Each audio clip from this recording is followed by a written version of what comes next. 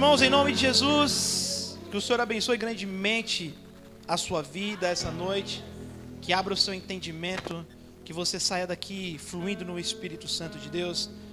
Carregue essa unção por toda essa semana, por toda a sua vida, em nome de Jesus. Abra a palavra comigo, no Evangelho do Senhor Jesus, segundo escreveu João. Irmãos, a leitura é um pouco comprida, nós vamos ler o capítulo 9 inteiro, tá? Você vai me acompanhando. Se você não trouxe Bíblia, vai estar projetado aqui atrás, e nós vamos lendo a palavra do Senhor. Diz assim: E passando Jesus, viu um homem cego de nascença, e os seus discípulos lhe perguntaram, dizendo: Rabi, quem pecou Quem pecou, este ou seus pais, para que nascesse cego? Jesus respondeu: Nem ele pecou, nem seus pais, mas foi assim para que se manifestasse nele as obras de Deus. Convém que eu faça as obras daquele que me enviou enquanto é dia. A noite vem, quando ninguém pode trabalhar. E quando estou no mundo, sou a luz do mundo. Tendo dito isso, cuspiu na terra e com a saliva fez lodo, e untou com lodo os olhos do cego. E disse-lhe: Vai, lava-te no tanque de Siloé, que significa o enviado. Foi, pois, e lavou-se e voltou vendo. Então os vizinhos e aqueles que dantes tinham visto que era cego diziam: Não é este aquele que estava sentado e mendigava? Uns diziam: É este. E outros: Parece ser com ele. E ele dizia: Sou eu. Diziam-lhe, pois: Como se te abriram os olhos? Ele respondeu e disse-lhes: Um homem chamado Jesus fez lodo e untou-me os olhos e disse-me: Vai ao tanque de Siloé, lava, e lavei-te. E lava-te. Então fui e lavei-me, e vi. Disseram-lhe, pois: Onde está ele? Respondeu: Não sei. Levaram, pois, aos fariseus o que dante era cego. E era sábado quando Jesus fez o lodo e lhe abriu os olhos. Tornaram, pois, também os fariseus a perguntar-lhe como vira. E lhes disse: Pôs-me lodo sobre os olhos, lavei-me e vejo. Então alguns dos fariseus diziam: Esse homem não é de Deus, pois não guarda o sábado. Diziam outros: Como pode um homem pecador fazer tais sinais? E havia dissensão entre eles. Tornaram, pois, a dizer ao cego: Tu que dizes aquele que te abriu os olhos? E ele respondeu: Que é profeta. Os judeus, porém, creram que ele tivesse sido cego e que agora visse, enquanto não chamaram os pais que agora via. E perguntaram-lhes, dizendo: É este o vosso filho que vós dizeis ter nascido cego? Como, pois, vê agora? Seus pais responderam e disse-lhes: Sabemos que este é o nosso filho e que nasceu cego. Mas agora, como vê, não sabemos. Ou que lhe tem aberto os olhos, não sabemos. Tem idade, pergunta-lo a ele mesmo, e ele falará por si mesmo. Seus pais disseram isso porque temiam os judeus, porquanto já os judeus tinham resolvido que, se alguém confessasse ele ser o Cristo, fosse expulso da sinagoga. Por isso é que seus pais disseram: Tem idade, pergunta-lhe a ele mesmo. Chamaram, pois, pela segunda vez o homem que tinha sido cego e disse-lhe: Dá glória a Deus, nós sabemos que esse homem é pecador. Respondeu ele, pois, e disse: Se é pecador, não sei. Uma coisa sei, e é que, havendo eu sido cego, agora vejo. E tornaram a dizer-lhe: Quem te fez ele? Como te abriu os olhos? Respondeu-lhes: Já vou-lo disse e não ouvistes? Para que o quereis tornar a ouvir?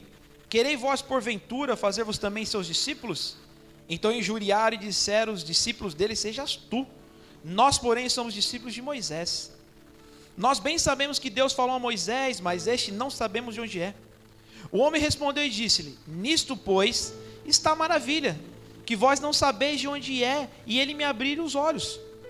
Ora, nós sabemos que Deus não ouve a pecadores, mas se alguém é temente a Deus e faz a sua vontade, a esse ouve. Desde o princípio do mundo, nunca se houve alguém que abrisse os olhos a um cego de nascença. Se este não fosse de Deus, nada poderia fazer. Responderam eles e disseram-lhe: Tu és nascido todo em pecado, ensina-nos a nós? Expulsaram-no. Jesus ouviu que tinha expulsado e, encontrando, disse-lhes: Crê tu no Filho de Deus? Ele respondeu e disse: Quem é ele, Senhor, para que nele creia. E Jesus lhe disse: tu já os tens visto, e é aquele que fala contigo. E ele disse: creio, Senhor. E o adorou. E disse-lhe Jesus: eu vim a este mundo para juízo, a fim de que os que não veem vejam, e os que veem sejam cegos. Aqueles dos fariseus que estavam com ele, ouvindo isso, disseram-lhe: também nós somos cegos? Disse-lhe Jesus: se fossem cegos, não tereis pecado. Mas como agora dizeis: vemos, por isso o vosso pecado permanece. Amém? Glória a Deus, a palavra do Senhor Jesus. Glória a Deus. Irmãos, nós estamos numa série de ministrações e pregações. Acho que boa parte da igreja sabe disso, mas sempre é bom reforçar, porque às vezes tem um visitante ou uma outra pessoa que ainda não está a par daquilo que está rolando na nossa comunidade local. Nós estamos fazendo uma série de pregações sobre todos os milagres que Cristo Jesus fez aqui na terra. Cristo Jesus fez 3 tipos de milagres. O primeiro tipo de milagre que Cristo fez é os milagres de cura e libertação, que é essa primeira fase que nós estamos fazendo. A segunda classe de milagres que Jesus Cristo fez aqui são os milagres relacionados à natureza, certo? E a terceira classe de milagres que Jesus realizou é o ápice do evangelho, é o ápice da vida cristã, que é ressurreição de mortos, ok? Então hoje, irmãos, é o último milagre de cura e de libertação. Esse é o 23º milagre que nós pregamos aqui aos domingos na nossa igreja. Eu e o pastor Henrique, nós nos dividimos para falar sobre esses milagres. Então hoje é o último milagre. Na semana que vem, nós teremos um fechamento dessa primeira parte, dessa primeira classe. Vai ser um resumão. Nós convidamos um pastor de fora para que ele pudesse vir estar ministrando para nós. Nós explicamos para ele aquilo que nós estamos fazendo, aquilo que nós estamos vivendo, e ele vai trazer um apanhado para nós, e eu creio que vai ser uma bênção. Então, irmãos, você não pode perder o culto da semana que vem. Você não pode perder nenhum. Mas o da semana que vem, você também não pode perder. Porque nem todo mundo acompanhou os 23 milagres. Eu mesmo fui um que faltei em um. Eu estava doente, não consegui vir em um domingo, então eu perdi um dos milagres. Mas eu fui muito edificado. Pelas mensagens que eu preguei, que me pregou também, e pelas mensagens que o pastor Henrique pregou, que foi de muita grandeza, de muita importância na minha vida. Então, na semana que vem, você não pode faltar ao culto. Amém? Chame um amigo, chame um vizinho, diga que vai ter esse culto. Depois, se você quiser, depois compartilhe essa mensagem lá na internet, né? Se você ainda não é inscrito no nosso canal, irmão, entra lá no nosso canal, seja inscrito, ativa o sininho de notificação, dá seu like lá, né? Para nos ajudar, beleza? Então é isso, irmãos. E hoje nós vamos falar desse milagre aqui em João, capítulo 9, que é a cura de um cego de nascença. Eu mesmo, acho que se eu não me engano, eu preguei por 2 ou 3 milagres aqui falando sobre cura de cegueira. Mas esse daqui é um milagre um pouco diferente, e a gente vai ver que tem um monte de coisa aqui dentro que a gente não viu, que a gente não ouviu e que a gente não sabia. E vai ajudar muito todos nós. Amém?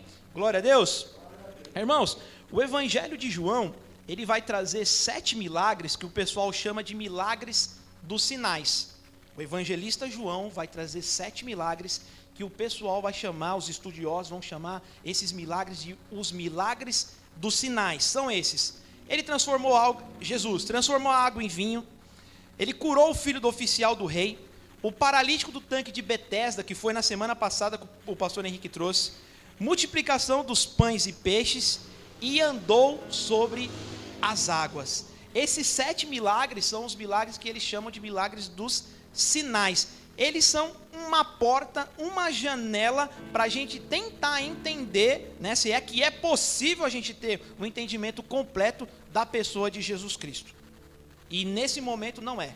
A gente só vai conseguir entender a pessoa de Jesus Cristo e quem é Deus quando nós estivermos na eternidade.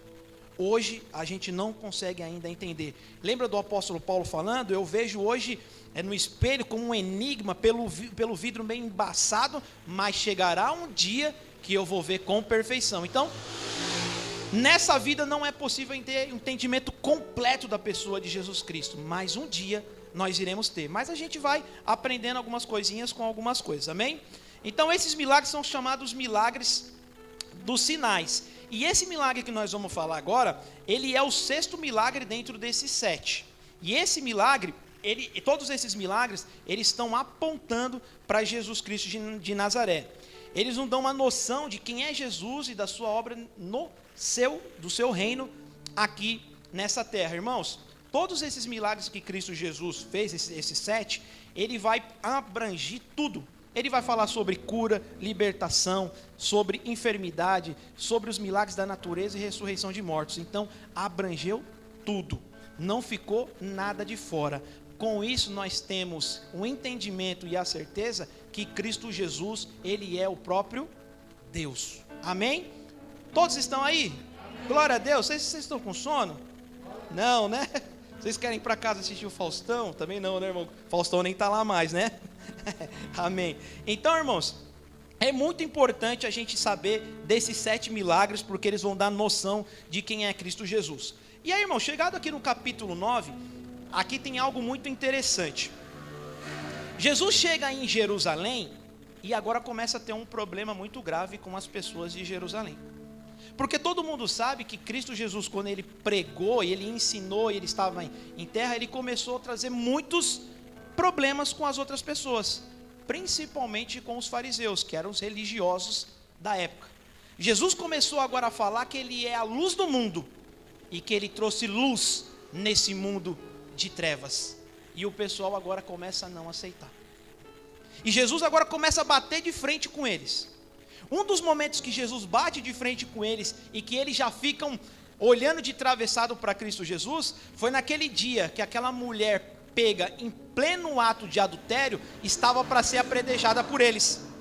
Então tinha uma lei naquela época que dizia assim, se uma mulher for pega em pleno ato de adultério, a lei diz que nós temos que apedrejar ela em praça pública. E é exatamente o que aconteceu naquele dia. Pegaram a mulher lá no flagrante e iam apedrejar ela na praça pública. Só que Jesus ia passando por ali. E Jesus entra na frente daquela mulher e começa a escrever no chão. E começa toda aquela confusão, o pessoal tudo com as pedras para poder tacar, vai daqui, vai de lá, taca, não taca, taca, não taca. Jesus olha para o povo e diz assim, aquele que não tem pecado, atire a primeira pedra. Aos poucos, todo mundo foi soltando as pedras. Soltou, e foi todo mundo embora.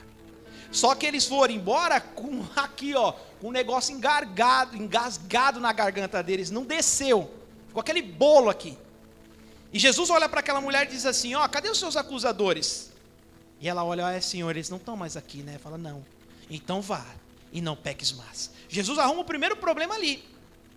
Os fariseus já começam a ficar bravo com Jesus. Já começa a ter problema com Jesus. E agora Jesus começa a dizer que a luz do mundo começa a ter conflito.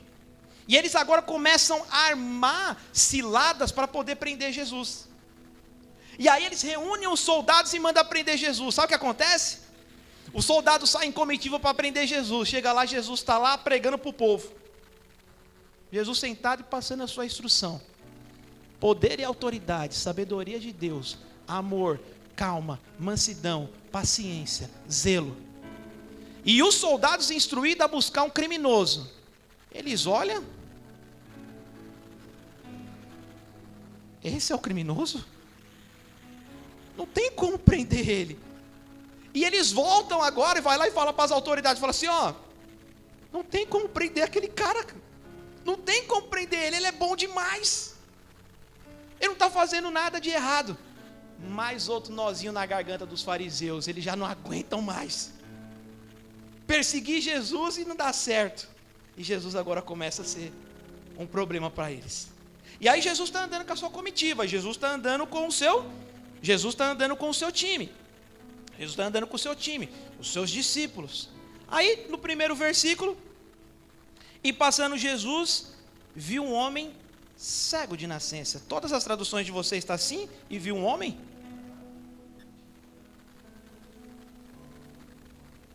Irmãos, isso aqui é muito interessante. Jesus não vê um cego. Jesus não vê um pedinte. Jesus vê um homem. Isso aqui é maravilhoso, irmãos. Isso daqui quebra qualquer estereótipo que o mundo tem. E não é o mundo falando, nos colocando fora, não. Nos colocando dentro. Na maioria das vezes a gente olha para as pessoas e é o mendigo, é o viciado, é o travesti, é a prostituta. A gente nunca vê como um homem ou como uma mulher. Eu estou falando besteira, irmãos? Não. Mas Jesus, irmãos, vê naquela pessoa um homem. Jesus vê um homem. E a palavra continua. E ele era cego de nascença. Esse rapaz, como diz a própria Bíblia, ele já nasceu com essa enfermidade. Ele já nasceu com essa deficiência. Ele não era alguém que nasceu tranquilo, são, e ao longo do tempo foi perdendo a sua visão. Não, ele já nasceu sem a sua visão. Ele já nasceu com problema. E aí, irmão, tem um detalhe. Jesus vê o homem, ele é cego de nascença. No versículo 2 diz que os discípulos passando, falou: oh, Jesus, peraí. E esse cego aqui, esse mendigo aqui, Jesus, responde para nós aqui. Quem pecou? Foi ele ou foi seus pais? Para que ele pudesse estar dessa maneira. Irmãos, toda vez que Jesus, ele coloca os olhos dele sobre as nossas vidas, começa a vir o questionamento das pessoas. Vocês já repararam? Quando a gente era aquele depravado, aquele pervertido do mundo, você subia e descia e ninguém falava nada da sua vida. Você deixava de pagar, você bebia, você enganava os outros, mentia, se prostituía, ninguém falava nada. Ninguém estava nem aí com você.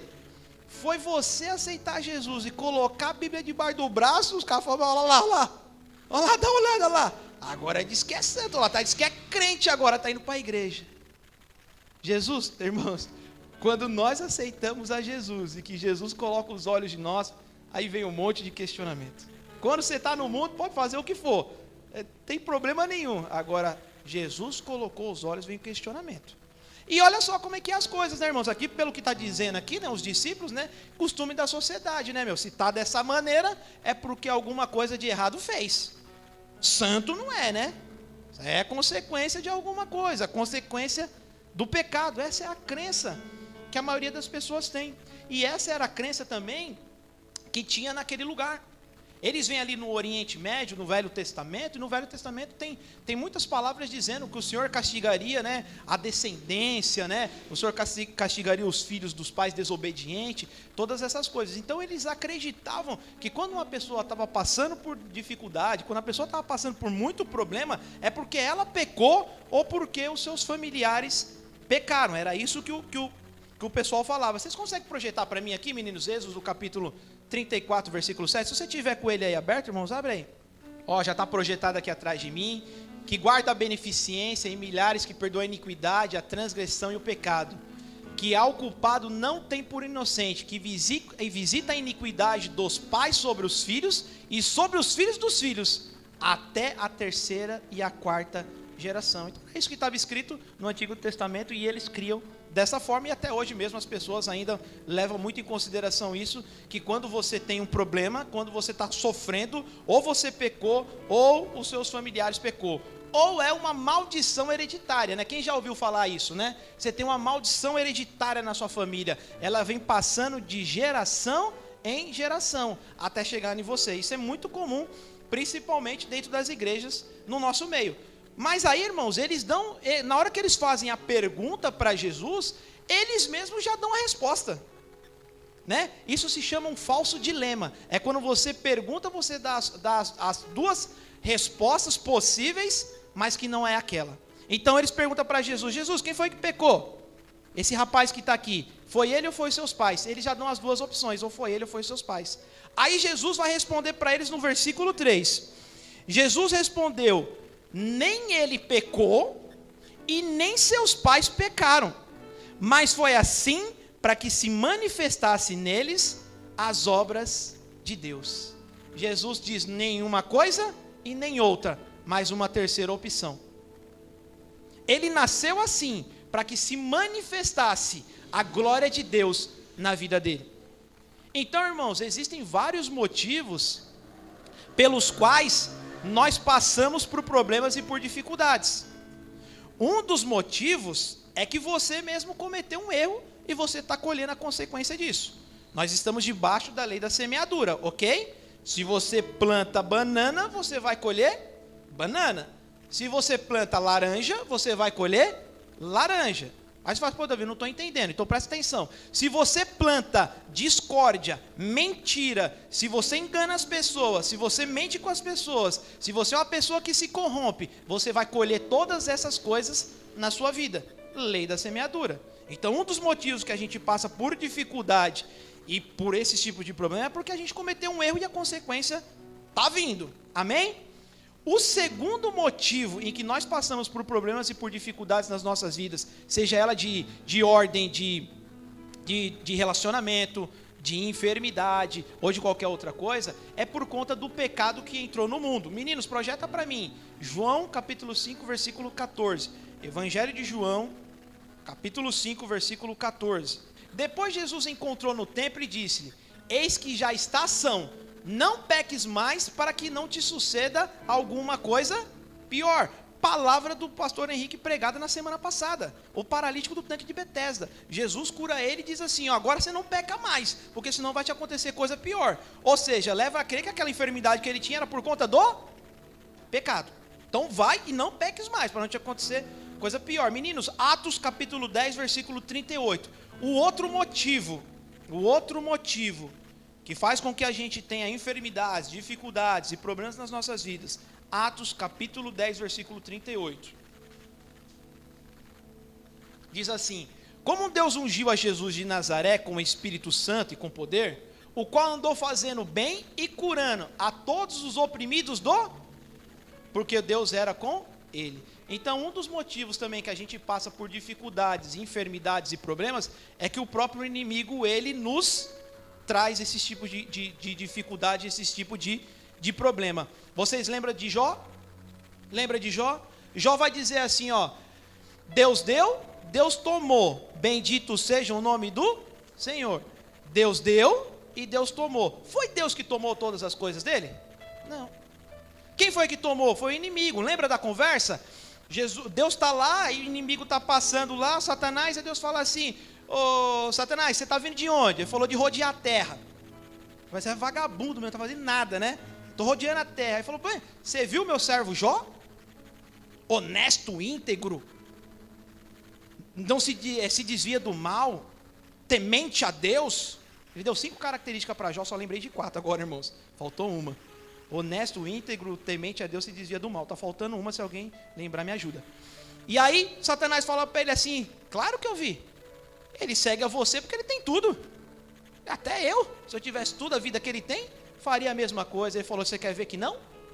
Vai lá e toca em tudo que ele tem. E vamos ver se ele refuga. Vamos ver se ele desiste de mim. Só não toca na vida dele. E aí o inimigo entra, irmãos, e leva tudo. Leva todos os bens, leva todos os filhos, morre todo mundo, perde tudo. Ele começa a ficar enfermo, mas enfermo de verdade. Não é febrinha não, dorzinha de garganta não. O corpo dele começa a pipocar todo, é sangue, é pus para tudo quanto é lado. Meu, acabou com a vida dele, não sobrou nada. Alguns estudiosos vão dizer que só ficou a esposa dele, que era para aumentar o sofrimento. Brincadeira, tá, irmãos? Coitada das irmãs, né? As irmãs já olham meio torto, né? Irmãos, brincadeira. Mas de certa forma a esposa dele foi a única que morreu. Os filhos tudo morreu, perdeu todos os bens, ficou doente, mas só ficou a esposa. E a esposa mesmo, chegou uma hora que ela deu uma alfinetada. Falou: meu, que Deus é esse? Abandona esse teu Deus e morre. Foi ela que falou isso para ele. Ele falou: de jeito nenhum. De jeito nenhum. Você não sabe o que você fala. Chama ela de louca. Você é louca, você não sabe o que você fala. Continua com o Senhor. Então, irmãos, quem tocou na vida de Jó em todas as coisas dele foi o próprio inimigo, com permissão de Deus. Irmãos, até o diabo é de Deus. Diabo é de Deus. Ele está andando na coleira. Deus solta, Deus puxa. Deus solta e Deus puxa. Ele só faz as coisas com a permissão de Deus. Ele não tem poder e autoridade. E ele já perdeu. E ele está amarrado o tempo todo. E vai chegar o dia que ele vai ser realmente preso, julgado e vai acabar com tudo isso, ok? Mas ele anda na coleirinha de Deus. Deus fala: vem, ele vem. Vai, ele vai. Ele obedece a Deus, amém? E, irmãos, é maravilhoso porque Jó, ele não vai reconhecer, eu até entendo Jó aqui, porque Jó ele não vai reconhecer o inimigo como a autoridade que faz as coisas. Ele vai dizer, é o Senhor, não tenho parte nenhuma com esse inimigo, nem conheço nem sei, quem tirou foi o Senhor e pronto, acabou. E o Senhor permitiu e pronto, acabou. E é com o Senhor. E depois o Senhor, você conhece já a história, depois o Senhor vai restituir ele. Então um dos motivos, irmãos, é esse, o inimigo. Então só recapitulando, 3 motivos eu trouxe aqui para vocês. 4 motivos, na verdade, né? Um, são consequências dos nossos erros, lei da semeadura. O segundo, o pecado e a morte que entrou lá na vida de Adão. O terceiro, Satanás. E o quarto, que é desse daqui que nós estamos falando, que é as dificuldades e os problemas para que sejam manifestados a glória de Deus nas nossas vidas. Amém? E aí, irmãos, tem 2 exemplos na Bíblia que é maravilhoso para a gente entender esse sofrimento, esses problemas para glorificar o nome de Deus. José é um exemplo mesmo muito claro. José, ele sofreu todas as perseguições que você pode imaginar, foi rejeitado pela sua família, foi vendido como escravo, foi colocado para trabalhar como escravo, a mulher de Potifar falou que ele estrupou ela e ele não tinha estrupado, foi preso injustamente, ficou mais de 14 anos preso lá injusto, e todo esse sofrimento na vida dele, que não foi pouco, foi para glorificar o nome de Deus.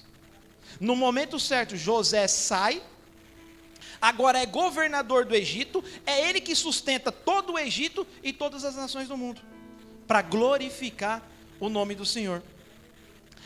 O próprio Jesus, irmãos, o próprio Jesus é um exemplo muito claro de uma pessoa que sofreu perseguições, dificuldades na vida, para que o nome de Deus seja glorificado. Ninguém sofreu tanto como Jesus. Ninguém sofreu tanto como Jesus. Ninguém foi tão injustiçado como Cristo Jesus. Se você acha que você um dia foi injustiçado, é porque você ainda não conhece direito a história de Cristo Jesus.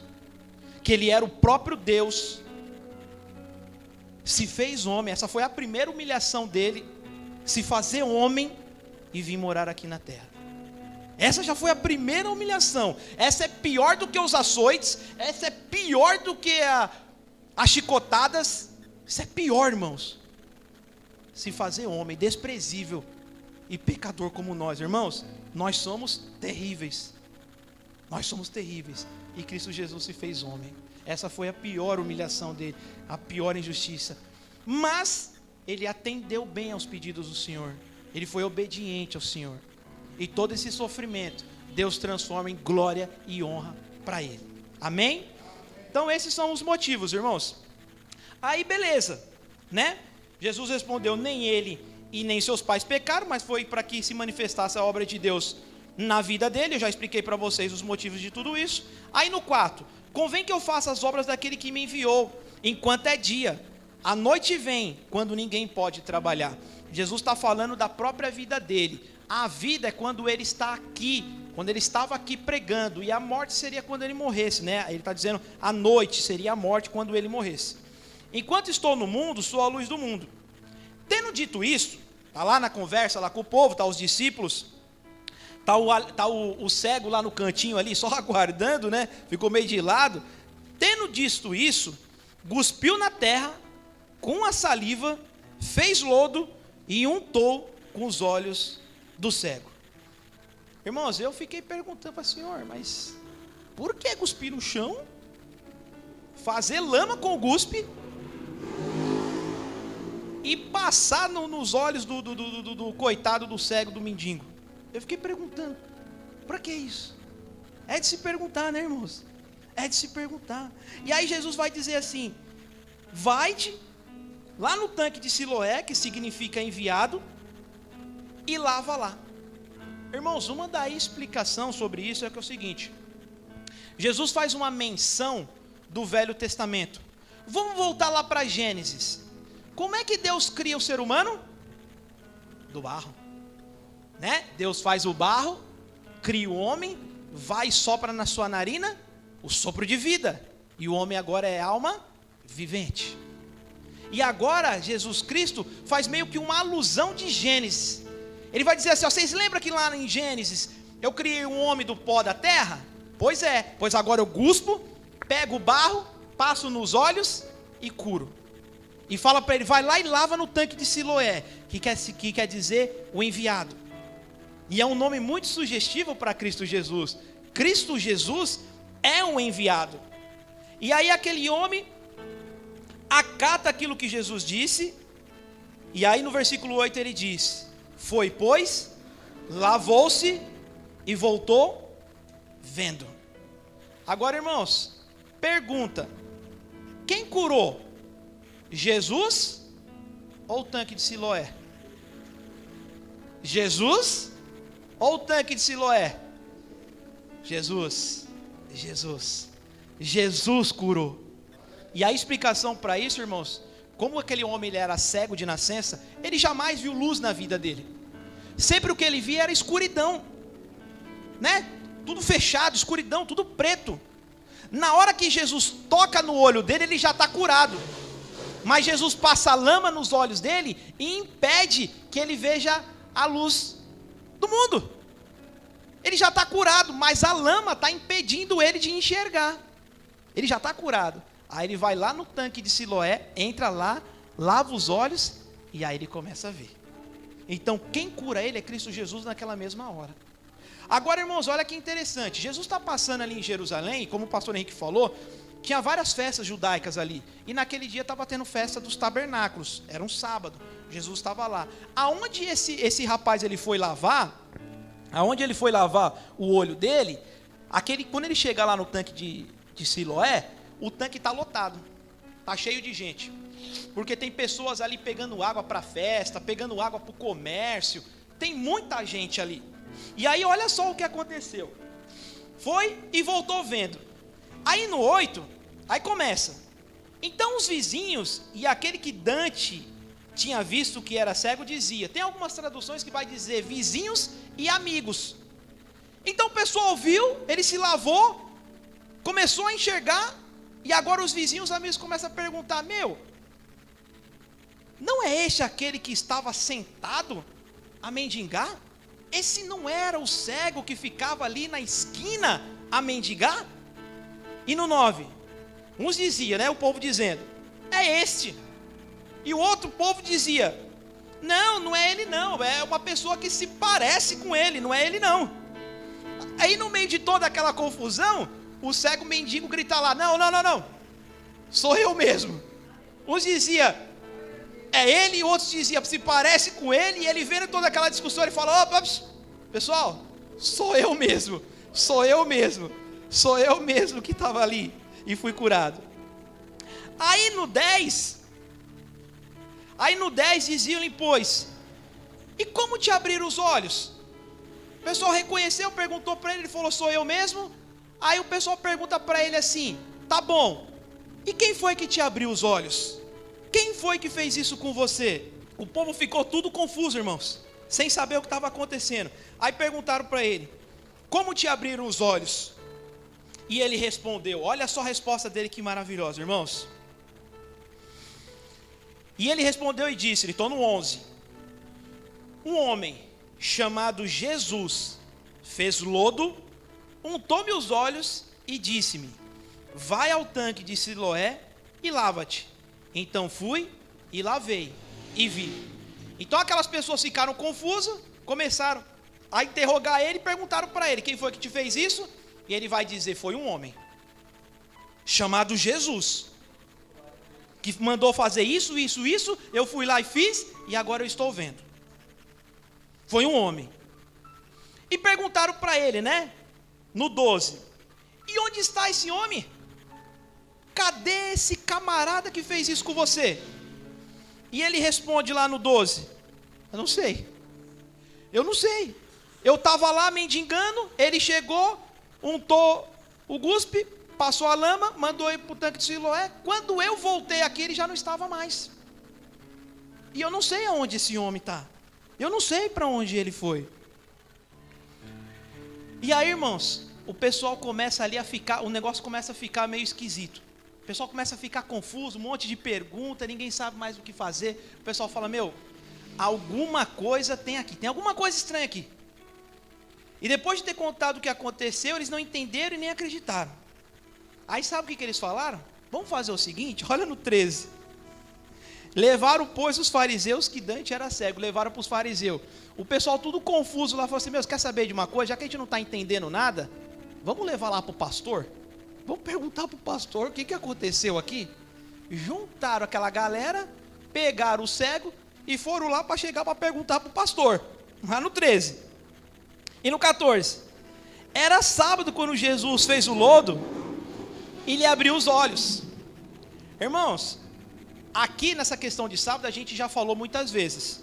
Vocês se lembram disso? Há muitas pessoas que hoje têm a guarda do sábado, que são os adventistas do sétimo dia. Nós guardamos um dia da semana? Nós guardamos o domingo.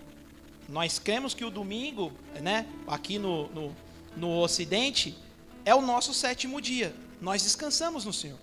Porque o Senhor, Ele criou o mundo em 6 dias e no sétimo dia Ele descansou. Só que Deus, Ele descansa? Deus, Ele não descansa, Ele não dorme, Ele não se cansa, Ele não dorme. Então essa palavra descansou no sétimo dia, Ele desfrutou, Ele se deleitou de tudo aquilo que Ele fez no 6º dia. Então nós também, no sétimo dia, a gente desfruta de tudo aquilo que o Senhor fez nas nossas vidas, na segunda, na terça, na quarta, na quinta, na sexta, no sábado. Aí no domingo a gente fica em oração, a gente recarrega nossas baterias espiritual, a gente vem na igreja glorificar o nome do Senhor. Então nós guardamos também um dia da semana. Nós guardamos, não estamos sendo agredidos no mandamento, nós cremos nisso. Mas naquele dia era o sábado, e para o judeu, eles não faziam nada no sábado. Existia um compilado da lei de 37 artigos de coisas que não se podia fazer no dia de sábado. 37 coisas que não podia se fazer no dia de sábado. Você lembra daquela história lá da Sexta-feira Santa? Lembra lá? Pode tomar banho, pode pentear o cabelo, né, Zé? Não pode trabalhar. É mais ou menos isso. Tem um monte de coisa, né, Ariana? A Ariana já sabe que não pode pentear o cabelo. Ela olhou para mim. E aí, irmãos, não pode fazer. Então tinha 37 coisas lá no sábado. Importante a gente guardar essa informação, né? E aí no 15, começa agora o interrogatório dos fariseus. Começa o interrogatório do clero religioso. Tornaram, pois, também os fariseus, o clero religioso, a perguntar para ele o que tinha acontecido. E perguntaram para ele. E ele respondeu da mesma maneira: pôs-me lodo sobre os olhos, lavei-me e vejo. Um dos fariseus dizia que ele era pecador, pois transgrediu a orientação de não quebrar o sábado. Uma daquelas 37 orientações que tinham de coisas que não podia se fazer no sábado era fazer barro. Uma das orientações que tinha naquelas 37 orientações é que não podia fazer barro no sábado. Então quando eles levam para a igreja e falam do que aconteceu, aí eles vão falar, esse homem é pecador, porque transgrediu o mandamento, que não podia fazer barro. Aí uns vai dizer, é pecador, outros vai dizer assim, não, mas, né? Então alguns fariseus diziam, este homem não é de Deus, pois não guarda o sábado. Diziam outros, como pode um homem pecador fazer tais sinais? Uns estão dizendo que é pecador, outros está declarado, não, é pecador, não tem jeito, é pecador. Aí os outros lá do outro lado vão falar assim, então, mas espera aí, ele é pecador, mas como é que ele faz um milagre desse? Estranho, né? Esquisito. Como pode um pecador fazer milagre?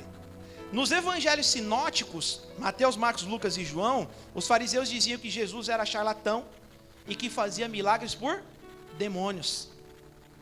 Apegos e tradições a costumes que não têm base bíblica nos impedem de ver Jesus como Ele é. Nossos olhos ficam fechados. Aquelas pessoas, diante de um milagre, diante do próprio Jesus, eles não conseguiam ver a Cristo Jesus por conta de costumes e tradições dentro da igreja. E você sabia que no nosso meio hoje é assim? Tem um monte de pessoas que ficam apegadas a costumes e as tradições que não tem nada a ver com a Bíblia e não conseguem ver a Cristo Jesus. Então o que acontece? Algumas coisas que ficam impedindo o povo de olhar para Jesus. Aí o povo pergunta assim: pastor, posso ir de boné? Pastor, posso usar calça? Pastor, pode fazer tatuagem? Pastor, eu não sei o quê? Pastor, não sei o que lá. Sabe umas perguntinhas que não fazem a menor diferença? O pessoal fica se apegando em umas coisinhas tão bobas e não consegue olhar para Cristo Jesus. Você já imaginou o tanto de tempo que nós estamos perdendo discutindo se o irmão vem com o boné ou não vem com o boné? Se o irmão vem com a calça ou se não vem com a calça? Se o irmão vem com o short, se o irmão não vem com o short? E dentre outros vários costumes dentro da igreja, irmãos. Um monte. Semana passada eu peguei um passageiro, ele era um pastor teólogo. E aí ele entrou no carro, eu não identifiquei ele como um pastor, porque ele estava sem a Bíblia, mas a Bíblia dele estava dentro da bolsa. Eu achei no começo que ele era um porteiro, porque ele estava todo de gravata, de preto. Falei, o irmão deve ser um porteiro, um controlador de acesso, alguma coisa. Mas depois que a gente foi conversando, ele falou, não, eu sou pastor. Eu falei, nossa, que da hora, né? E com a graça de Deus eu sou teólogo. Eu falei, melhor ainda, né? E a gente foi conversando. E ele falando que ele era de uma denominação, eu falei que eu era de uma comunidade, né? E a gente falando sobre questão de linhas teológicas, um acredita de uma forma, outro acredita de outro, um faz não sei o que, o outro faz não sei o que. Aí ele falou, irmão, você não leva a mal se eu fazer uma pergunta para você? Eu falei, não. Por que pintar a igreja de preto?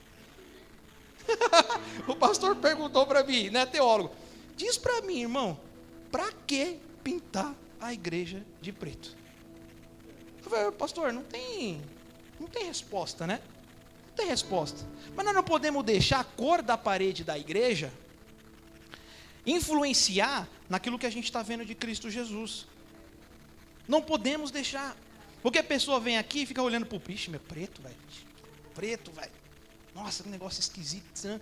E ela acaba não prestando atenção na palavra e em Cristo Jesus. Isso é um dos motivos, uma das coisas que vai segurando a pessoa. Sabe? E aí você vai criando esses tipos de coisas dentro da igreja, né? E aí os irmãos se escandalizam demais. Se escandaliza demais. Há um tempo atrás, eu não sei quanto tempo mais ou menos, uma igreja lá de Goiás, todo mundo conhece. A igreja, não vou citar o nome aqui, a gente já cantou várias canções deles aqui. O que aconteceu? Os irmãos num dia de culto, não sei se era de domingo, sei lá o que era, os irmãos estavam louvando e os irmãos cantou uma música do Black Eyed Peas, no meio do louvor. Irmãos, a internet fez isso aqui, ó. Virou de ponta cabeça. Isso na igreja. O demônio está aí. E não sei o que lá. E papapá, papapá, papapá. Mas desceram a lenha, irmãos. Mas desceram a lenha mesmo. Desceram a lenha. Porque os irmãos cantou a música do Black Eyed Peas lá no meio. Irmão, se é certo ou não é certo, não somos nós que vamos dizer. Cristo Jesus julga a sua própria igreja. Nós temos que tomar muito cuidado de falar para a igreja, de falar da igreja, porque a igreja é uma mulher. E essa mulher, ela tem um marido. Pegou? Vocês pegaram? A igreja é uma mulher e a mulher tem um marido. Não fala mal dela não, que o marido vem. Brincadeira, irmãos. Mas ela tem um dono. E aí a internet virou de ponta cabeça. Pode, não pode, demônio, é boate, é igreja, é isso, aquilo, outro. O pastor veio a público e fez um vídeo e falou assim, ó, eu fiz isso, bombou a internet. Quando eu faço programa social, não bomba. Outro dia que eu peguei a minha avenida de ponta a ponta, com toda a minha igreja, nós somos lá da ponta da avenida lá, ó, lá da ponta, e viemos recolhendo os lixos, recolhendo todos os lixos da rua, chegamos até o final, ensacamos, separamos tudo, entregamos. A internet não bombou. Quando nós estamos aqui atendendo pessoas que são abusadas sexualmente, a internet não bomba. Nós estamos mantendo missionários, a internet não bomba. Você entendeu, irmãos? Os irmãos só querem essas coisas para ficar dando pitaco, para ficar apontando, é ele, aquele outro, ali. Isso pode, isso não pode, isso não pode, isso não pode. Mas ninguém quer cuidar da sua própria vida à luz do Evangelho, à luz de Cristo. E isso faz com que a gente perca Cristo de vista. Nós vamos ficar preocupados com isso, aquilo, outro, e Jesus Cristo está passando e nós estamos ficando para trás, discutindo bobeira. Discutindo bobeira, irmãos. Eu assisti um filme e esse filme é maravilhoso. Hoje eu estava vendo cenas dele e até chorei. Falei, nossa, isso que é benção. Tá indo lá a família cristã, o chefe de família é o pastor, está lá dirigindo o carro dele, a esposa do lado, atrás uma menininha, uma filha, e um outro menininho menor, de uns 4, 5 anos. Eles estão lá cantando louvor dentro do carro. Cantando louvor, né, tal. Aí o menininho olha e fala assim, por que a gente não canta Real Rock and Roll? Aí o pai dele olhou pelo retrovisor e falou, nossa, tá bom, vamos cantar. E todo mundo cantou dentro do carro. Aí beleza, passou. Esse menininho veio a ser acometido de uma doença muito grave, muito instantânea, e teve que passar por uma cirurgia depressa.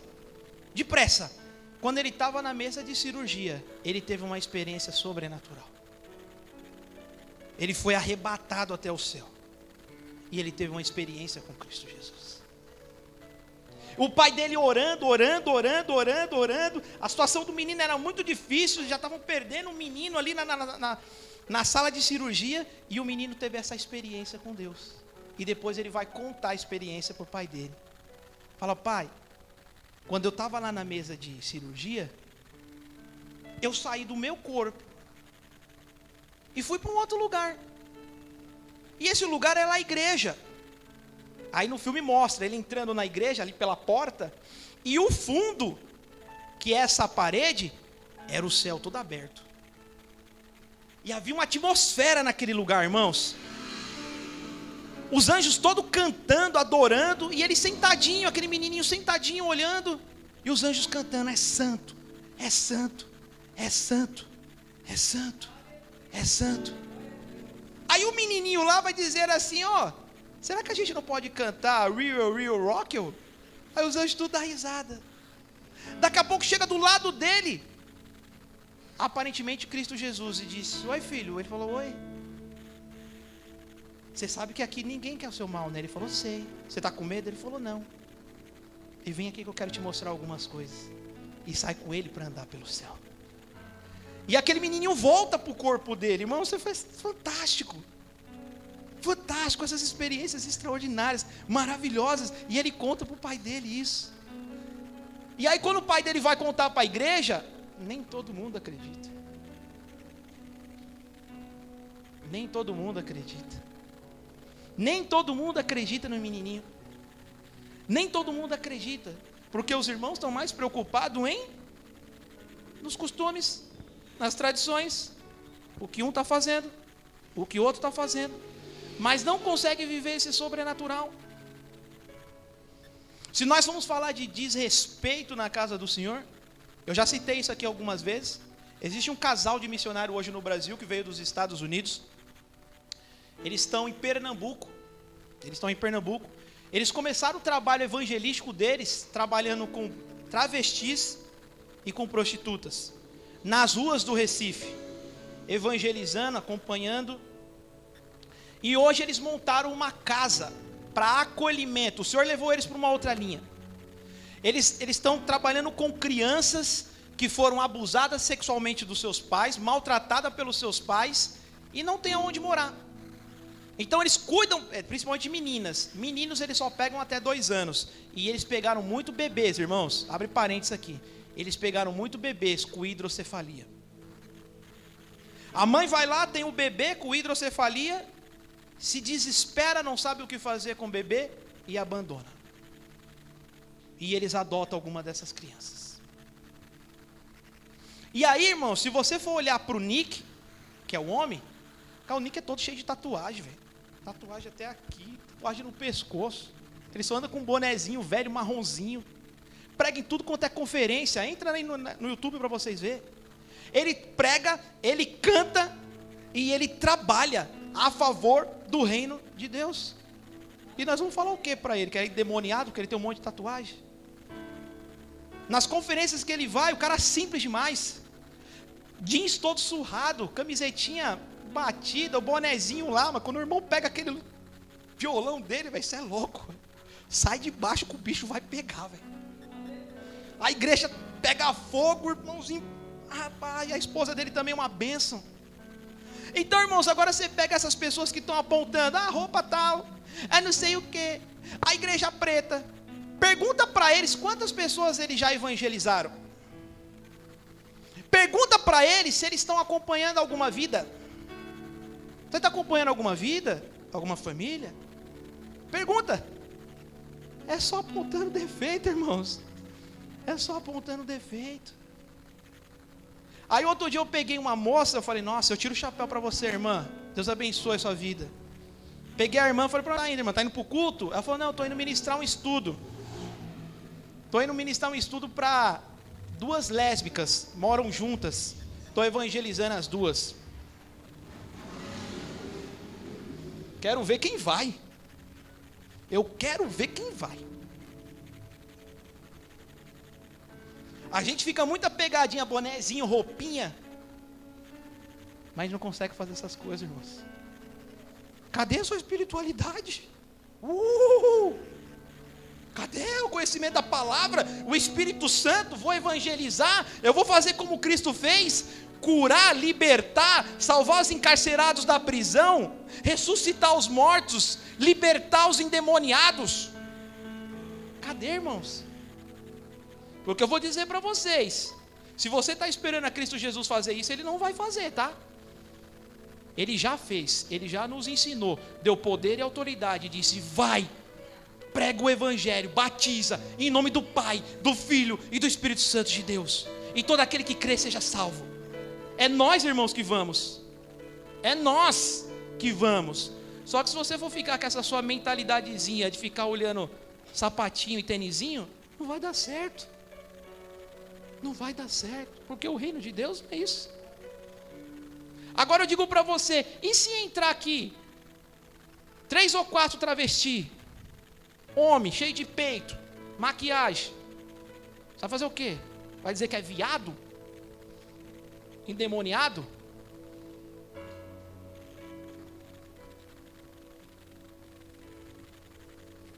E é esses aí que Cristo quer salvar. É esses aí que Cristo quer que você use da palavra para ter amor, compaixão, carinho.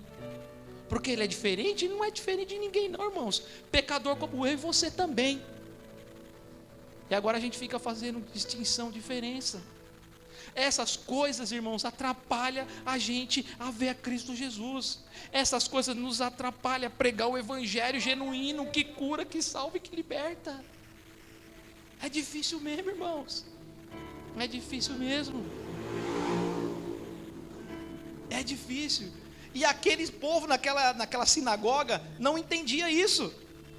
Eles não entendiam. No 17, eles estavam dizendo, né, que é pecador porque curou no sábado, fez barro.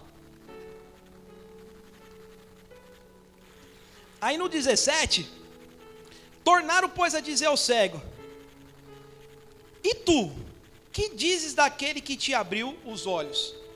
Vai daqui, vai de lá, não chegaram a conclusão nenhuma. Agora eles perguntam para o cego, fala, tá bom, e você diz o que daquele que te abriu os olhos? Olha a resposta dele, irmãos. Que é? Profeta.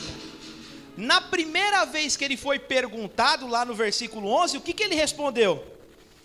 E ele respondeu, ele disse, né, quando perguntaram para ele no 10, como te abriu os olhos? Ele respondeu, ele disse, um homem. No 11, ele disse, um homem. No 17, ele vai dizer, um profeta. A gente não sabe, irmãos, quanto tempo que demorou toda essa trama, nesse capítulo. Se foi num dia, foi numa semana, se foi num mês. Mas o que nos mostra, o que nos dá a entender, que esse homem está em um crescimento espiritual. Na primeira vez ele vai dizer que Jesus era um homem. Na segunda ele vai dizer que é profeta. Aí nos 18, os judeus porém não creram que ele tivesse sido cego.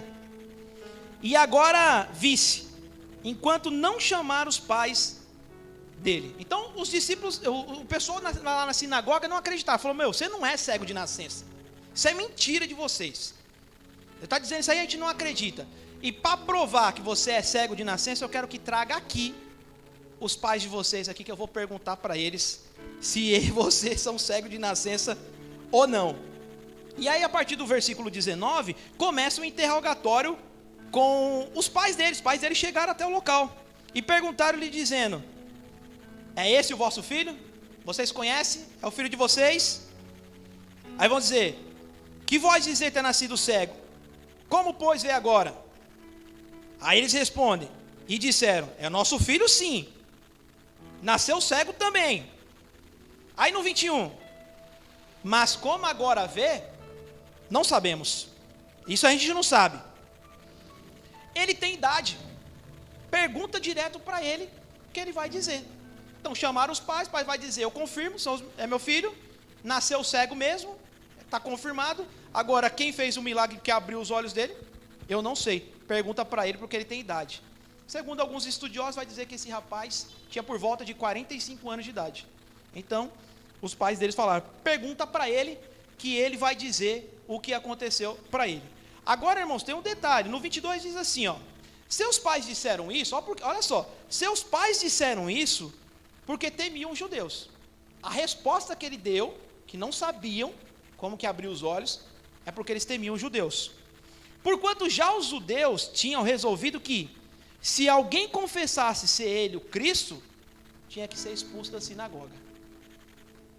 Então não é que os pais deles não sabiam do que tinha acontecido. Eles fingiram que não sabiam, porque estavam sendo ameaçados e coagidos, dizendo: se vocês reconhecer que ele é o Cristo, o Filho de Deus, o Messias enviado, adorado, vocês vão ser expulsos da sinagoga. Então, quando eles chegaram lá, eles já sabiam. Já tinha saído essa orientação. Todo mundo que fosse seguir a Cristo Jesus ia ser expulso da sinagoga. Então, por isso que eles disseram isso. Né? E aí no 22 ele continua: seus pais disseram isso porque temiam os judeus, porque já os judeus tinham resolvido que se alguém confessasse ser ele o Cristo, fosse expulso da sinagoga. Irmãos, naquele tempo, a maioria das pessoas que começaram a acreditar em Cristo Jesus e a seguir a Cristo Jesus, foram expulsos da sinagoga. Alguns estudiosos vão dizer que houve muitos divórcios naquela época, porque ou o marido não aceitava ser expulso da sinagoga, ou a esposa não aceitava ser expulsa da sinagoga. Aí eles se separaram. Então, exemplo, vamos supor, tá eu e a Roberta casados. Eu vou lá e admito que Cristo Jesus é o Filho de Deus, vou seguir a Cristo Jesus, só que a Roberta fala assim: mas Davi, se você admitir e a gente admitir, nós vamos ser expulsos da sinagoga. Eu não quero ser expulso da sinagoga. Aí não entrava num acordo, separava. Davi ia para um lado, a Roberta ficava na sinagoga. Então alguns estudiosos vão dizer que aconteceu muito isso lá. E eles vão dizer que talvez, irmãos, talvez isso possa ter acontecido com o apóstolo Paulo também, talvez.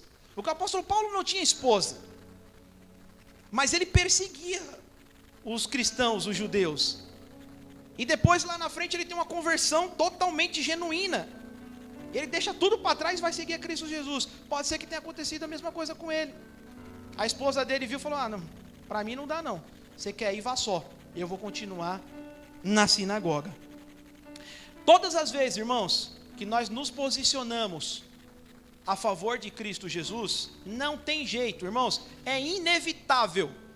Você vai sofrer perdas na sua vida. Algumas portas vão se fechar na sua vida. Não tem jeito. Não tem jeito. Sabe aquele churrasquinho de final de semana lá que você ia, que você era convidado sempre? Agora que você aceitou a Cristo Jesus, você só fala de Cristo Jesus, o pessoal agora já não vai convidar mais você. Ah, meu, não vamos convidar aquele irmão lá não, só fala de igreja, só fala de Jesus. Vai perdendo aos pouquinhos. Talvez algumas festinhas de aniversário também você não vai mais. Comemoração de Natal e Réveillon, talvez você vai ficar de fora. Infelizmente, irmãos, aceitou a Cristo Jesus, algumas portas vão se fechar para você. Eu lembro que quando eu era do mundo, tinha muitas amizades, muitos convites, muitas coisas. E aos poucos que eu fui caminhando com Cristo Jesus, tudo isso foi se perdendo ao longo do tempo. Não que eu virei a cara para eles, não porque eu estou dizendo que eles são ruins, nada disso. Isso foi acontecendo naturalmente, né? A gente vai seguindo o caminho do Senhor Jesus e algumas coisas vão se fechando. Algumas portas vão se fechando, mas outras portas vão se abrindo, né? E um caso muito claro disso, irmãos, na palavra do Senhor, é o próprio José de Arimateia. Quem assistiu já a série The Chosen? Ninguém, né, irmão? Só eu e o Gabriel. E a Tabata. Irmãos, assiste a série, irmãos. Assiste a série. Estou quase me ajoelhando aqui para vocês assistirem a série. Vocês assistem Grey's Anatomy? Me ajuda aí, irmãos. Vamos lá, Grey's Anatomy. O que mais? Hã? Como? Está amarrado em nome de Jesus. Está amarrado em nome de Jesus. Queima ela, Senhor. Então, é série para tudo quanto é lado. E eu já estou aqui há mais de 3 meses fazendo a propaganda da série The Chosen. O que é a série The Chosen? São os escolhidos. Cristo Jesus chamando os seus discípulos para caminhar com ele. Irmãos, a série é extraordinária. Show de bola. E aí você vê essa parte de José de Arimateia. Essa parte aqui é impressionante. Cristo está andando com os seus discípulos. Essa parte tocou muito em mim. José de Arimateia, ele era um político, ele era alguém da autoridade, trabalhava no sinédrio. Então, se ele aceitasse a Cristo Jesus, ele já ia perder tudo aquilo. Mas o coração dele queimava por Jesus, velho. O coração dele queimava por Jesus. E de noite ele ia ter com Jesus. Ele ia bater um papo com Cristo Jesus. Mas ele nunca conseguiu tomar essa posição. E nessa série mostra Jesus reunido com os discípulos. José de Arimateia vai e faz uma oferta para a comitiva de Cristo Jesus. Coloca lá um saquinho lá cheio de dinheiro. E ele está meio aqui, ó, atrás da porta. A comitiva aqui, Cristo Jesus aqui. Jesus conversando com seus discípulos, ele está aqui, chorando. E Jesus falando, ele chorando. Jesus falando, ele chorando. Aí, uns discípulos vão falar assim: Senhor Jesus, entregar essa oferta para nós. Vai dar para tantos dias, para não sei o que, para não sei o que. Quem foi que fez isso? Aí Jesus falou: foi um amigo meu que fez isso. Falei: nossa, isso que é sério, mano. Isso que é sério. E ele chorando ali, o coração dele queimando por Cristo Jesus. Mas ele nunca conseguiu tomar essa posição verdadeiramente de largar todas as coisas dele e seguir a Cristo Jesus. Mas irmãos, um dia nós tomamos essa posição. E nós estamos caminhando com Cristo Jesus. Nós estamos caminhando com Ele. E nós temos muito a ganhar do que a perder, irmãos, por conta disso daí. E aí nós já estamos avançando aqui, irmãos, o tempo já está passando. Nós já estamos... Aí beleza, os pais dele falaram, pergunta para ele, né? Aí no 24, chamaram pois pela segunda vez o homem que tinha cego e disseram, ó, pela segunda vez, dentro lá da sinagoga chamaram ele. Essa é a terceira vez que ele vai dar explicação sobre isso, irmãos, porque ele já falou a primeira vez lá para os vizinhos e para os amigos, foi para a sinagoga, falou a primeira vez, agora é a terceira vez, mas dentro da sinagoga é a segunda. Chamaram, pois, pela segunda vez o homem que tinha sido cego e disse-lhe, dá glória a Deus, nós sabemos que esse homem é pecador. Dá glória a Deus, nós sabemos que esse homem é pecador. Terceira vez que vão interrogar ele. Aí ele respondeu ele, pois, e disse, se é pecador, não sei. Uma coisa eu sei, que havendo sido cego, agora vejo. Ó, quem está dizendo que é pecador é vocês. Eu não sei disso. Eu não tenho essa confirmação. Mas a confirmação que eu tenho é que eu era cego e agora eu vejo. Aí continua. E tomaram a dizer, estou no 26, e tornaram a dizer, quem te fez ele? E como te abriu os olhos? Perguntaram de novo. A quarta vez, velho. Olha só. E tornaram a dizer, quem te fez? Como te abriu os olhos? Aí o rapaz aqui já perdeu a paciência, já chutou o pau da barriga. Olha o que ele diz assim. E respondeu-lhes, já vou-lo disse e não ouvistes? Para que querais, para que o quereis tornar a ouvir? Querei vós, porventura, fazer também discípulos dele? Falou, eu já falei, vocês não querem ouvir. Vocês estão perguntando pela quarta vez por quê? Vocês também querem ser discípulo dele? A resposta dos caras. Então injuriaram, ficaram bravos e disseram, discípulos dele sejas tu, nós porém somos discípulos dele seja tu, nós somos discípulos de Moisés. Irmãos, aqui tem algo muito interessante para a gente poder entender. Todo mundo sabe que Deus ele faz uma repreensão contra adoração de imagens. Quem já leu isso aqui na Bíblia, hein? É básico, né, irmãos? Então, curiosamente, Deus vai dizer que não pode adorar imagens. Nem de barro, nem de vidro, nem de ouro, nem de prata. A gente não pode adorar, se prostrar diante dela, nem de homem algum. Nada. Tanto é que Sadraque, Mesaque e Abidnego, lá com o rei Nabucodonosor depois da estátua, vão pedir para ele se prostrar diante dele, e ele, né, tá aquela nação inteira, aquele monte de gente. A estátua tá lá, o rei dá uma ordem, agora todo mundo se prostra. No filme é bem legal, aquele monte de gente, velho, um monte, começa tudo a ficar de joelho. Daqui a pouco só olha lá 3 peão em pé. Uma multidão de joelho, 3 peões em pé. E aqueles caras lá que não se prostrou? Sadraque, Mesaque e Abidnego. Os caras não se prostraram diante de um homem. Então, os judeus, eles tinham essa orientação de não adorar nenhum tipo de imagem, de não adorar nenhum tipo de Deus. Então agora, se eles reconhecem a figura desse homem, que é Jesus Cristo, eles estão dizendo que esse homem é o próprio Deus. Então eles não querem se prostrar diante de um homem. Então eles vão dizer: nós somos profetas, nós somos seguidores de Moisés, nós não somos seguidores de Cristo Jesus. Nós bem sabemos que Deus falou a Moisés, mas este não sabemos de onde é. Eles continuam dizendo, né? A gente sabe que o Senhor falou com Moisés, mas com esse daí a gente não sabe. E agora o cego, né, o que mendigava, no 30 ele vai dizer: o homem respondeu, ele disse: nisto pois está maravilha, pessoal, nisso está maravilha, que vós não sabeis de onde ele é, e me abrisse os olhos. Ora, nós sabemos que Deus não ouve a pecadores, mas se alguém é temente a Deus e faz a sua vontade, a esse o ouve. Irmãos, esse homem ele continua a crescer espiritualmente. Na primeira vez ele vai dizer que Jesus é um homem. Na segunda vez ele vai dizer que Jesus Cristo é um profeta. E agora na terceira vez, sabe o que ele está fazendo? Está pregando para os caras. Ele está pregando e falou: isso exatamente, isso é uma maravilha. Vocês não sabem de onde ele veio, mas ele me abriu os olhos. E nós bem sabemos, ele falou para o povo, nós bem sabemos que Deus não ouve pecadores. Mas se esse homem fez esse milagre, é porque ele não é pecador, ele é o Filho de Deus.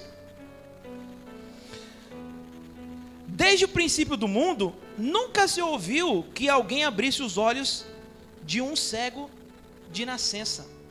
Irmãos, e isso aqui é verdade. A gente vai ver alguns relatos na Bíblia, tanto no Novo Testamento quanto no Antigo Testamento, de muitos milagres com relação à cegueira. Mas ninguém foi curado quando era cego de nascença. Alguém passou um período, ficou cego, né? Foi feito um milagre na vida dele, ele foi curado, mas nunca, nem no Novo Testamento, nem no Velho Testamento, nem nos manuscritos, nem nos apócrifos, nem nos pergaminhos mais antigos, não tem nenhum relato de alguém que foi curado cego de nascença. Ele está dizendo: nós nunca ouvimos isso, isso não existe. Se esse fosse de Deus, ele nada poderia fazer. Porque, irmãos, nós sabemos que uma pessoa que nasce, que ela vem cega de nascença, ela não tem globo ocular, ela não tem retina, ela não tem nervo, ela não tem sangue circulando pelos olhos dela. Os nossos olhos aqui, irmãos, são cheios de veinhas de sangue. O cara não tinha nada disso. O milagre que Cristo Jesus fez na vida dele foi tremendo. Recuperou tudo, colocou o que não tinha. Globo ocular, os vasos sanguíneos, retina, colocou tudo, foi maravilhoso. Se este não fosse Deus, nada poderia fazer. 34. E responderam eles e disseram. Aí, irmãos, aqui a gente vê o que acontece sempre, né? Quando você está discutindo alguma coisa com uma pessoa, um ponto de vista, eu tenho um ponto de vista A, a pessoa tem um ponto de vista B. Aí você vai dando os seus argumentos do A, a pessoa vai dando os argumentos do B. Quando você consegue convencer a pessoa que os argumentos do A são os mais corretos e mais plausíveis, a pessoa desiste de falar sobre os argumentos. Aí sabe o que ela vai falar? Ela vai atacar você. Não é assim? Deixa o argumento de lado, deixa o assunto de lado, ela viu que perdeu, agora ela começa a humilhar você. E é o que esses caras vão começar a fazer. Ora, 34, responderam e disse: tu és nascido tudo em pecado, cara. Agora chegou o fim da discussão pelos argumentos. Agora eles começam a atacar o cara. Falam, meu, você é um pecador, cara. Você nasceu todo em pecado, né? Você é um mendigo, favelado. Você nem enxerga, cheio de pecado. E você quer ensinar a nós? Você quer ensinar a nós, as autoridades? Os religiosos? E aí, por fim, irmãos, expulsaram da sinagoga. Não teve jeito. Não teve jeito. O cara bateu no pé, fez milagre. É Cristo Jesus, não tem pecado, é profeta. E como ninguém aguentava mais, falou, meu, quer saber de uma coisa? Vai embora. Puxa o teu carro e some daqui. E ele vai embora, irmãos. Que é o contrário do milagre que o pastor Henrique pregou na semana passada. Quando aquele paralítico no tanque de Betesda ele é curado, ele corre para a igreja, ele vai para o templo. Ele vai congregar com as pessoas agora. Então agora ele entendeu quem é Cristo Jesus, ele quer caminhar com Cristo Jesus. Ele quer estudar a palavra, ele quer participar da comunhão com os irmãos, ele quer partir do pão. Ele vai para a igreja. Agora nesse daqui é o contrário. Ele se converte a Cristo Jesus e os irmãos colocam ele para correr, velho. Coloca ele para correr da igreja. Irmão, sabe o que a minha Bíblia fala sobre esse comentário? A minha Bíblia de estudo, ela tem um comentário. Eu vou ler para vocês aqui, ó. Expulsaram. Uma das melhores, presta atenção, hein? Uma das melhores coisas que aconteceu ao cego de nascença foi a exclusão de sua religião anterior. Uma das melhores coisas que aconteceu com o cego de nascença foi ser expulso da religião anterior. Porque se ele tivesse ficado lá, ele estava olhando o bonezinho, a roupa, o sapatinho, a cor da parede que é preta, e não estava olhando a Cristo Jesus. Foi a melhor coisa, expulsaram ele. Foi embora. E aí no 35, Jesus ouviu o que tinha expulsado e encontrando disse-lhe, crês tu no Filho de Deus? Aqui agora o segundo encontro de Cristo Jesus com esse homem. O primeiro encontro, ele realiza um milagre no homem e vai embora.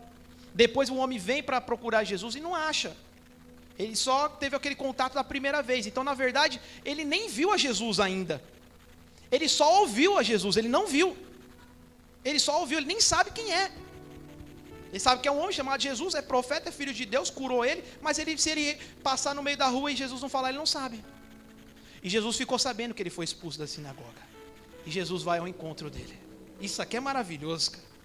E Jesus ouviu que tinha sido expulso, encontrou ele e disse, crês tu no Filho de Deus? Jesus pergunta para ele, você crê no Filho de Deus? Ele respondeu e disse, quem é ele, Senhor?